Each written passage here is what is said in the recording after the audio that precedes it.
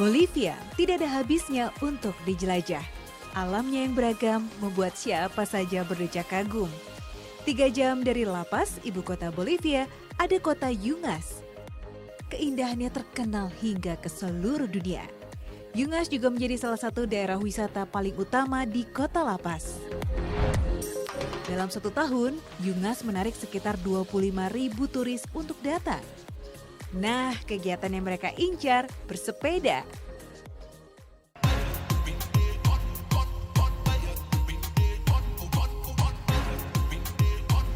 Cek dulu keadaan dan peralatan keamanan sepeda. Setelah itu, yuk saya siap menjelajah jalurnya. Assalamualaikum, kali ini saya sudah bersiap bersama dengan 2 orang muslimah asal kota Cochabamba. Kami akan bersepeda.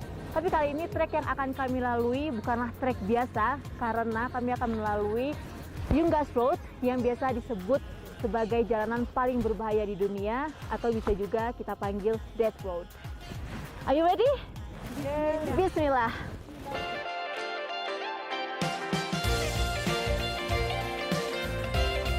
Death Road, jalur yang menghubungkan La Paz, La Yungas, dan Amazon. Dibangun oleh tahanan perang Paraguay saat konflik di 1930-an.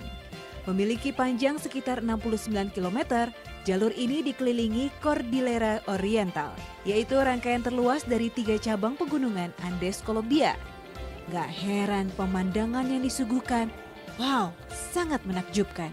Masya Allah. Keunikan jalur ini juga terdapat pada vegetasinya. Titik awalnya berada di ketinggian 4.650 meter di atas permukaan laut dan terus menurun hingga 1.200 meter. Selain keseruan, kami juga akan merasakan perubahan cuaca yang konstan.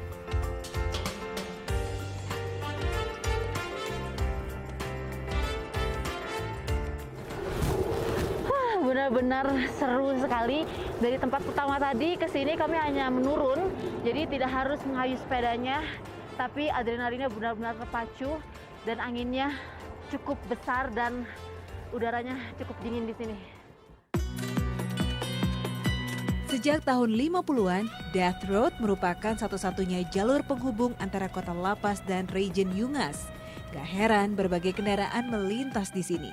Kecelakaan pun sering terjadi sebab jalanan sempit dan terjal. Setiap tahunnya diperkirakan sekitar 300 pengemudi mengalami kecelakaan. Dan tiap minggu ada saja kendaraan yang terjatuh ke jurang. Ya, Death Road atau Jalan Kematian. Jalan paling berbahaya di dunia. Nama ini tidak semata-mata diberikan untuk menakuti pelintas, melainkan karena tingginya tingkat kecelakaan yang terjadi di sepanjang jalan. Jadi di beberapa titik di sepanjang Death Road ini kita bisa melihat monumen sebagai penanda dan juga sebagai peringatan bahwa di sini pernah terjadi kecelakaan. Seperti ini, satu keluarga meninggal tepat di titik ini.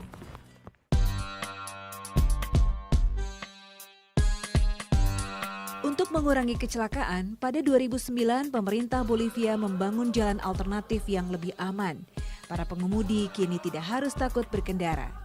Tapi lain halnya dengan para mountain bikers. Adrenalin tinggi saat melintasi Death Road lah yang menjadi incaran.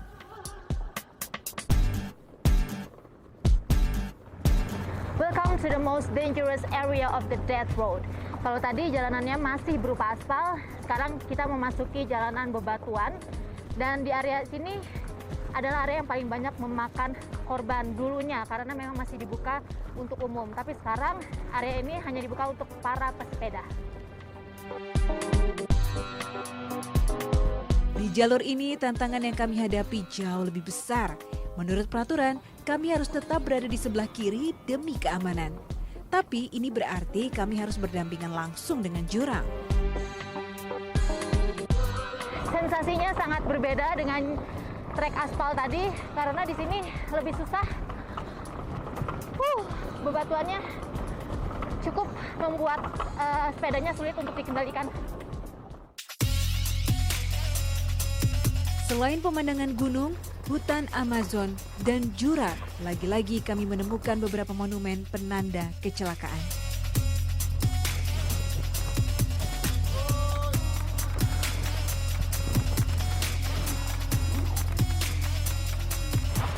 Di Death Road ini memang sangat banyak kejadian kecelakaan, bukan hanya orang-orang biasa saja yang menjadi korban, tapi pernah ada seorang turis guide yang sudah biasa melintasi jalan ini menjadi korban sekitar 4 tahun lalu, tepat di titik ini. Dan sekitar 2 tahun lalu pernah ada kecelakaan bus yang jatuh dari atas sana membawa 40 penumpang. Karena kecelakaan tersebut 10 orang meninggal, yang lain luka-luka. Memang walaupun jalan ini sudah secara tidak resmi ditutup, masih banyak masyarakat yang bandel melintasi jalan ini. Bismillahirrahmanirrahim, semoga kali ini kami terhindar dari mara bahaya. Tujuan kami hanya untuk berolahraga, mensyukuri ciptaannya, dan tak lupa mengingat kebesarannya.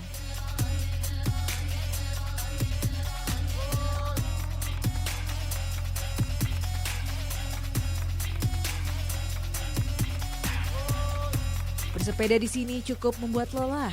Walau tidak harus sering mengayuh karena jalannya terus menurun, adrenalin yang terus terpacu menyebabkan stamina tubuh berkurang. Saya pun memilih beristirahat sebentar dan mendengarkan cerita Magali yang merupakan seorang atlet. I did triathlon. In triathlon we used to swim first, after ride bicycle, and at the end run. Meski tak muda lagi, Magali masih sangat fit. Ya, olahragalah yang jadi rahasianya. Awalnya tidak ada niatan Magali untuk menjadi atlet. Tapi sejak 7 tahun lalu, Magali mulai aktif berolahraga. Berbagai kompetisi diikutinya, dan yang paling dikuasai Magali, olahraga triathlon. Sampai sekarang, wanita 50 tahun ini sudah beberapa kali mendapatkan penghargaan dalam bidangnya. Magali juga beberapa kali menjadi juri di pertandingan internasional. Juara dan berprestasi. Saya semakin kagum dengan Magali, karena ia juga istiqomah dalam berhijab. Tak pernah sekalipun ia melepas hijab meski sedang olahraga dan berkompetisi. At the beginning, for example, in basketball, wasn't very easy because the rules are very hard. And at the beginning, the officials said, "Why you are with this? Are you sick? What happened? You don't have to play with this." Because at the beginning also I didn't wear the hijab like this. I used to put some pins, and they said it's dangerous for you. But after that I discovered this. Someone gave me this, and oh, mashallah, I said this is the best thing that I should wear to play.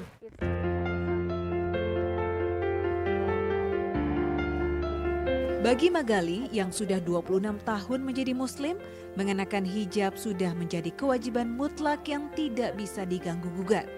Hidup di negara minoritas dan menghadapi banyak rintangan bukan membuat karirnya redup.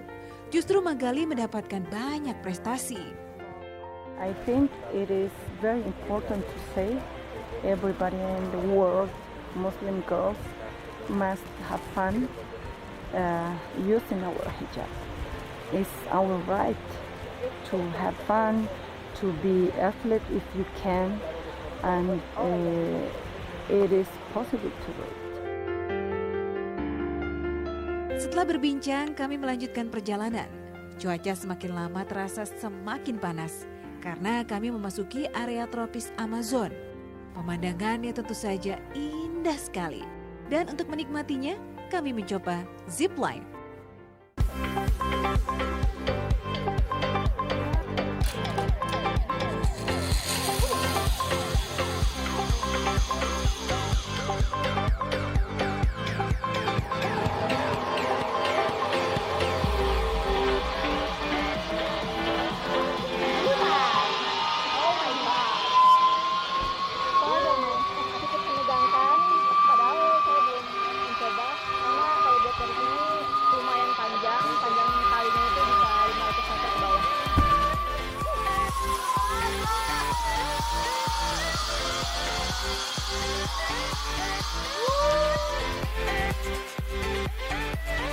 Butuh waktu seharian untuk melintasi jalur sepeda sepanjang 60 km di Death Road.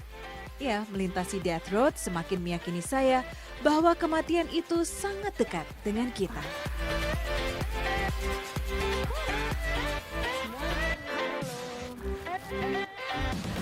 Akhirnya sampai juga di final, di titik terakhir pemberhentian para pesepeda. Dan lihat saya sudah sangat kotor sekali dan sangat lelah.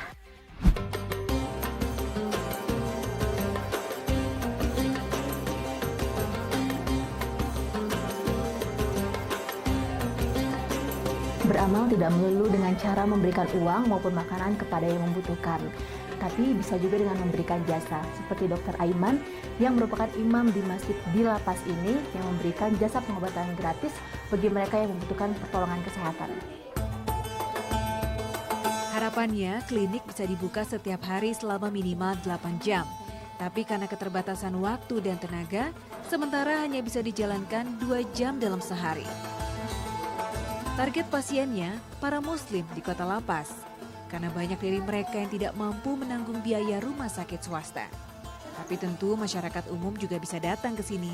Tujuannya agar mereka bisa mengenal Islam di masjid ini. En realidad estamos pensando a futuro para que se pueda alcanzar a nivel de toda la ciudad abrir una clínica más grande para nuestros hermanos y además. Masya Allah, meskipun menjadi kaum minoritas, ada saja yang bisa dilakukan Muslim di sini untuk menyebarkan kebaikan. Sesuai dengan yang tertera dalam surat Yunus ayat 26. Bagi orang-orang yang berbuat baik, ada pahala yang terbaik dan tambahannya. Dan muka mereka tidak ditutupi debu hitam dan tidak pula kehinaan. Mereka itulah penghuni surga, mereka kekal di dalamnya.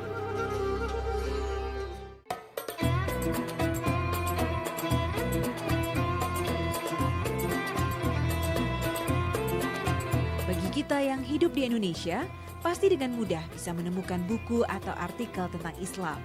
Nah, lain halnya dengan Muslim La Paz. Mereka harus ke masjid untuk bertanya langsung ke imam dan membaca buku di perpustakaan yang sederhana.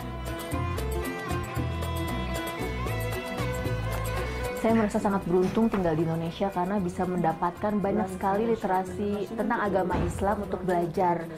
Karena di sini melihat para muslim sangat sulit mendapatkan literasi tersebut. Di perpustakaannya saja hanya sedikit sekali buku yang tersedia. Buku yang tersedia di sini sebagian besar donasi dari muslim di negara Timur Tengah. Tentunya kebanyakan dari mereka tidak dalam bahasa Spanyol. Solusinya, Muslim La Paz harus ke masjid dan berdiskusi jika ingin menambah ilmu. Di masjid ini saya bertemu dengan beberapa saudara-saudari muslim dari kota La Paz. Hampir setiap hari, khususnya hari Jumat, mereka berkumpul untuk menghadiri kelas dasar Islam. Di masjid ini hanya ada satu imam yang menjadi guru bagi mereka. La guía viene de Allah. Nosotros somos un instrumento para orientar a la gente sobre el conocimiento del Islam, sobre el camino de Allah. Y la guía que Allah guía a nuestros hermanos en Bolivia y que haya. Alhamdulillah, meskipun berada di negara minoritas, saya masih bisa bertemu dengan muslim yang inspiratif.